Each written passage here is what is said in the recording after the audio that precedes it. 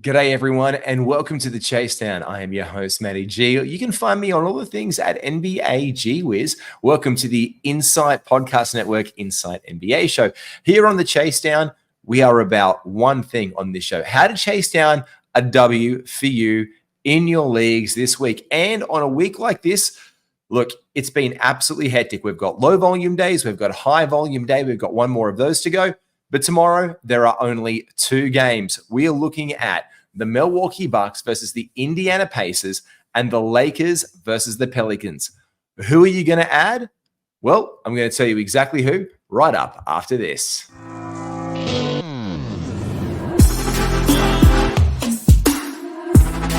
Welcome to the Ultimate Super Coach and Fantasy Sports Show. You are now listening to the Insight Fantasy Sports Podcast. Yes, you are. I'm excited to it. We're going to get in here. We're not going to mess about. We're not going to fuck around. I'm just going to give you the numbers. I'm going to give you the guys who you want to pick up, and I'm going to rank them in your top five. That's right. So I'm going to do a top five list for each game about guys you want, because if you're listening to this podcast right now, you might be the first one in your league. You might be the only one in your league to listen to us. But if not, tell your friends to, and like and subscribe to all of the things. Make sure your notifications are on. You've joined our Discord server and everything like that, because today it's about getting ads where you can. Now, if you're in a shallow league and you have no room to make like any room for error, you can make one ad. One of your guys is struggling. There is going to be a couple of ads you can make from what I'm going to suggest today who could actually serve you possibly long time as well. We're going to get straight down to it with our first game of the day, which is the Pacers and the Bucks. Now, sometimes, look, we cannot view the previous game history as the Bible. Whoa, the last time the Bucks played the Pacers, blah, blah, blah happened. But it can give us a direct insight into what can happen. Now, there's been an interesting change since the last time the Bucks and the Pacers played, and the Bucks did lose out to the Pacers last time. The Pacers got the win, 126 to 124. That was back in November, but it was an absolutely monstrous game for Giannis. But the Bucks also didn't have Damian Lillard playing that game. So if we're looking for a winner tomorrow, let's take out winner and loser aside for a second and just look at player performance. And really, here are my five guys who I'm looking at tomorrow if I'm talking about the wins for the week. You can see them up there on the screen right now. These are my five guys you want to look at. You want to look at Bennedict Mathurin, Bobby Portis, Malik Beasley, Obi Toppin, and Aaron Naismith. Those are the five guys who I think are absolutely must roster guys if you have a spot in your league tomorrow. Now, last time, I want to point out as well, like some recent history and some recency bias, we could say, for a couple of these guys. My number one guy here is obviously Bennedict Mathurin. Now, Bennedict Mathurin he's been floating around with a little bit of value over the course of the season here and there. The main thing to note is the last time that Bennedict Mathurin played the Milwaukee Bucks, he didn't do so badly. 26 points on 9 of 18 shooting, 3 threes, 5 of 6 from the line, 11 rebounds, 2 assists, 1 steal, 1 block. Now, that's a very hardy number. And the possibility for him to be able to repeat this is there. Now, I'm not going to say he's going to get 26 points again. He was in the starting unit for the Pacers when he got this fantastic line that you're going to want to put into your team. You can plug it in. But the thing was, he was a starter. But now he's doing that against the bench mob of the Bucks. So the opportunity for him to do similar things, he doesn't have to go straight up against Giannis every single time.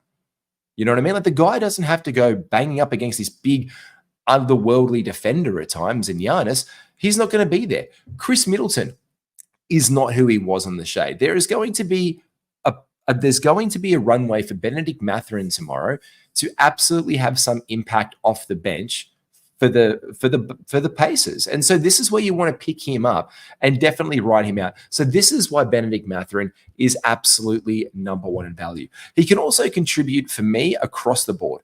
The reason I'm also going to say Bennedict Mathurin is the number one option for you is he's available in 50% of Yahoo leagues and he's been rostered in 15.8% of Yahoo leagues. So you're basically looking at a guy who's available in 84% of leagues in ESPN and 50% of Yahoo leagues. You saw Bobby Portis was my number two. Look, Bobby Portis is rostered in 69% of Yahoo leagues and 62.8% in ESPN leagues. He's going to be a harder pull to get, but he does offer you value across the board. Portis he chips in everywhere, really. Bobby's like a jack of all trades player these days. He's settled in there. He's just quietly putting up value, well, not value, but just putting up worth right across your leagues. He can put you in a 3. He gets you most of the time a decent field goal percentage when he's not playing some hero ball Bobby Portis stuff. He can get you a block. He can get you a steal, but he can fill up your rebound count quite nicely. But Benedict Mathurin can get you 4 rebounds a game as well, especially in the second unit. So I do lean Benedict over Bobby number 1. Malik Beasley, let's be honest, has been an absolute flamethrower. And he's number 3, and he's more widely available than Bobby Portis. In fact, he is 57% rostered in Yahoo leagues, and he is 17% rostered in ESPN leagues, which gives you an opportunity to pick up a guy like Malik Beasley, who is going to get you some points. He is going to get you some threes. He is going to buoy your free throw percentage or keep it high if you're not trying to lose out anything in a tight free throw percentage week. Your field goal percentage may take a little bit of a hit, but he can get you some peripherals as well. This is a guy who can come in, he can get some steals, he can get some assists and contribute across the board. And if you look at Malik Beasley's last few games with or without Damian Lillard, you can see that he is chipping in across the board, apart from his last game where he did nothing else apart from score and 3 rebounds. There was nothing else there. There wasn't even a turnover, God bless him. But before that, he was averaging, he's got 3 assists, 1 assist, 6 rebounds, 10 rebound game. So he throws him in there with a bit of a mix. In fact, he averages 1 steal a game over his last 6. And so this is where if you pick him up, he can get you them in bulk as well. Like he'll get you 0 or he'll get you 2 or 3. And so this is where Malik Beasley does have a run.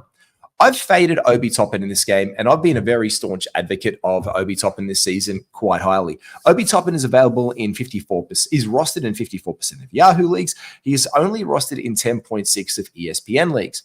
Why he comes back down is this. Because if Obi Toppin is starting, putting up the points, putting up the rebounds, he has to do that against Giannis Antetokounmpo. And he's not going to be able to do that. So I've faded Obi as a waiver pickup in this one, only because his direct opponent on this one is one of the best players in the NBA.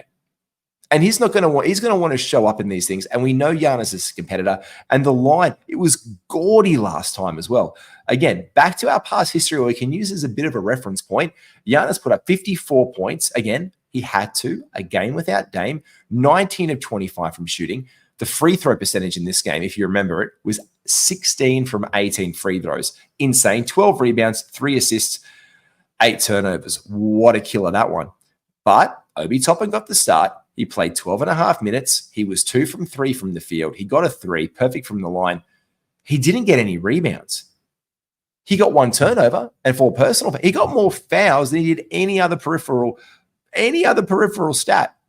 So this is why I've faded Obi Toppin as a pickup tomorrow a little bit. And my last one there, as you see, was Aaron Naismith. And you might say, hey, Matty, he played so well the other night. Like Naismith was an absolute killer versus the Celtics. Look, you can watch that game. Watch it back, and you can't tell me that Naismith did not take that a little bit personally against his old team. Like Aaron Naismith really wanted that win. And look, to be fair, the Pacers have wanted this. Tyrese Halliburton wants this. These two guys are going to go right up against it. And Naismith has played well recently, the last 2 games.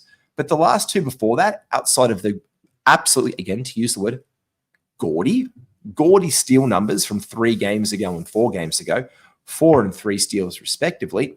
Look, he can do it, but I just don't know if that quality is going to be there against this opponent for him.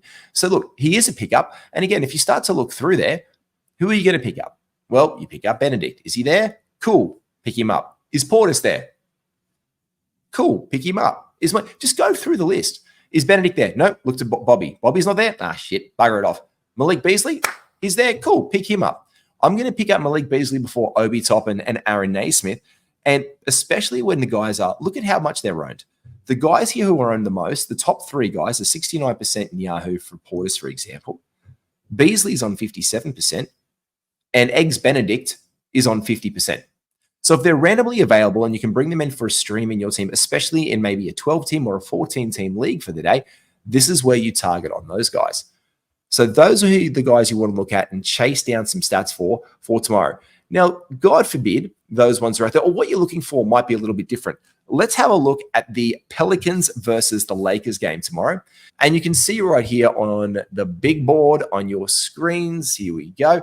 I am putting up these blokes as the ones watching this game. And you might call me a bit curious with the fifth one down the list. Now, in Yahoo Leagues, Trey Murphy is rostered 72%. That's up 2% over the course of the past day. So he was hanging around 70% ownership. And this was right around where Bobby Portis is. Now, if you're looking at Bobby Portis in the last league, Trey Murphy I'm putting there as an absolute must-add for you to ride for the rest of the season. You can thank me later, tweet me, say, oh, Jesus, man, I just picked him up. I'm in a 12-team league and no one else has. Oh, I'm in a 14-team league. We've got like 12 players on each roster, and Trey Murphy was just sitting there after a couple of games back. I think everyone's still dubious about the minutes. I don't know why he would still be available in some of those situations. But if he is, the asterisk is there on him with the fifth, because that is a guy you pick up and you ride now and you put him on your team for the rest of the season. Oh, but Matty, they started Herb Jones the other day. I don't give a fuck. Trey Murphy is still going to be good. He's still going to be a very serviceable guy. The minutes are going to ramp up for Trey. He is an outstanding defender, and he is absolutely vital for this Pelican side. And God forbid anything ever happens to old mate Zion Williamson again like last season. The guy that's going to come and be an absolute flyer is Trey Murphy. And you've seen it in his first game back the other day. He came in 22 minutes. Cool. Rested the next one on the back-to-back set. Came out, played 30 minutes, 16 points, 2 rebounds, an assist, and a block shot. He's got a block in every game that he's played so far. It's only two. The threes are there. The percentages are nice. Trey Murphy is a must-add guy in your league right now if he is not picked up already. Check your waiver wires and make sure you are not in one of those leagues. Now, let's say that he is gone. Number one for me next is Cam Reddish. He has been playing some absolutely fantastic basketball. And also right now, we have nothing to glean from a previous encounter this season. They haven't played this time. Their plus minuses, their offensive and defensive ratings are similar. Like, this is going to come in 2 sims that I read up online. One of them, I believe it was from, here we go. I left it up here because this is how close this game. Stat Insiders predicted final score using their AI generator for tomorrow at T-Mobile Arena has the Lakers winning it 114-113. Now, the narrative around this game I've loved, and I picked the Pels and I picked the Lakers initially just because I wanted to see these two teams come to this beautiful point after the AD trade. And look at all the dominoes that have fallen over the course of the years. The number one pick in Zion that's picked up, and Ingram's still on the team, and Josh Hart going in there with, and then him going out, and Lonzo Ball coming in and going to Chicago, and all these fresh starts. But Ingram's still there. He always tries to fire up when he plays the Lakers. This is going to be an entertaining game. But this brings me to Cam Reddish. He is being proven to be one of the best defenders in the Lakers. They put him onto these assignments, and he works hard. They're pushing him out there a lot more. Christian Wood has been faded out of the rotation last game. In a game where Christian Wood didn't play bad in his limited minutes versus the Phoenix Suns. I mean, he did Christian Wood things, but his length measured up well against KD. And to be fair, they probably could have used some of that length the other day. KD was popping shots over everyone. Put a taller defender on it, not so easy in Christian Wood. Now, they might have to roll Christian Wood out there with the big body and Valanciunas, just not to get some extra minutes up there, or they rolled out Jackson Hayes the other day instead of Christian Wood. I'm not sure. Val's a big body. He's going to be just using that physicality. Like, the Pelicans are a very physical side. So this is where we want to have a look at the minutes and what's happening versus their recent games as well, and just to see what we can get minutes-wise. Now, I faded Hawkins off this one, and you can see that Jose Alvarado has been brought into this one, and Taurean Prince. Why I'm looking at Jose Alvarado as my second is he is a pest. The man is a born pest. And he can service you. Well, he can service you most likely, but we don't want him to service us. What we want to do is we want to pull up some stat lines. That sounded way too dirty for this time of hour. I'm not going to lie. But Jose Alvarado can pick you up stats in every category. He loves the big moments. He can get you some threes. He generally does them on an okay clip. But look, what you look for him for is to stream in assists and steals more than anything else. And these are guys that I'm going in those tight categories like steals or blocks this week that might be a little bit harder to get, or there's a much closer with the volume we've played. This is where you could probably use those to your advantage. Maybe you're close on steals. Maybe you're close on blocks. And this is where if in blocks you can, and steals, you peel in Notori and Prince, or you pull in a Najee Marshall. So these are where you look for those and target them explicitly and roll those into the next day. Because let's be honest, after this, you might not have a roster spot on Saturday. So overall, what we're going to look at is the top 5 picks now. And you can see that I put up the top 5 picks right now on your boards. These are the top 5 picks who I'm looking at for you for tomorrow and for myself. And I can even bring up this. I'll do it. I've done it before where I'll show it. I actually made the move right there in one of my leagues, in my personal friends and family leagues. There it is. Blue chips. There it is. Benedict Mathurin. I pulled up my number 1 pick as he was randomly still available. I had to wait for Paddy Williams to drop off, and I pulled him straight in. So my number 1 stream for tomorrow is Benedict Mathurin. Number 2, Bobby Portis. Number 3, Malik Beasley. 4, Cam Reddish, and Jose Alvarado. Now, these are the top 5 guys I'm looking to bring into my lineup to give me an advantage tomorrow. I've only got place on one of my main rosters for that one. In my other leagues, I've just sent out those. You got a bid overnight. Fingers crossed, FBI basketball leagues. And shout out to Kingy and your friends and family league. I put out a bid. Thank God by the time people listen to this podcast, my bids will be successful or not. So I'm not going to kook myself entirely there. But that's what you want to pick up. And if you're right there and you're dropping this, because right now when you're hearing this podcast, your waiver wire, because I'm recording this in Australia just after 7 p.m. And I'm looking right now at when those waivers. Now, in the Fantrax leagues, they click over at midnight, but ESPN and Yahoo have rolled over. So by the time you are hearing this pod, it is free roaming, free gunning, picking up ads for your week. And after you picked up this one, outside of Trey Murphy, again, let me know if you've just randomly got Trey Murphy in your league. Please, if you do it right now. But drop this guy, because with the big game slate tomorrow, you are not going to need to make another ad. There is 13 games on Friday. 26 NBA teams are playing. Every other team, apart from who is playing in tomorrow, everyone outside the Pacers, everyone outside the Lakers, the Bucks, and the Pels are playing on the very next day on Friday. So you're probably jammed roster spots-wise. Saturday, the games don't count.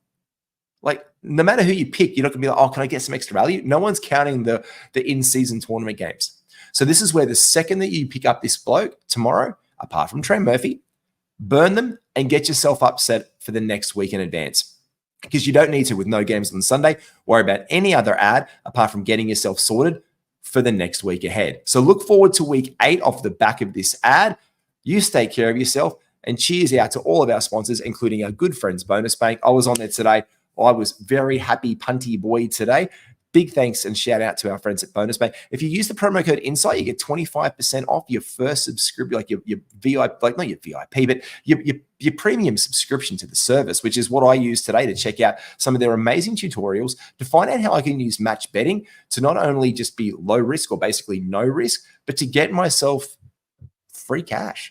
And everyone likes free cash. You can tell by the tree. Christmas is around the corner. So make sure you sign up to Bonus Bank. Jump on there for less than $2 a day. It's like $1.90. I mean, you can do it in America. It's even cheaper. Use the currency exchange. Bloody hell. Like it's like, what, 10 cents for you with how the Aussie dollar is? But jump onto Bonus Bank. You can use it internationally. Make sure you check it out. Use promo code INSIGHT for 25% off your first month subscription and make that money work for you instead of you having to work for your money with our good sponsors, Bonus Bank. Take care, everyone. Best wishes and happy tournament.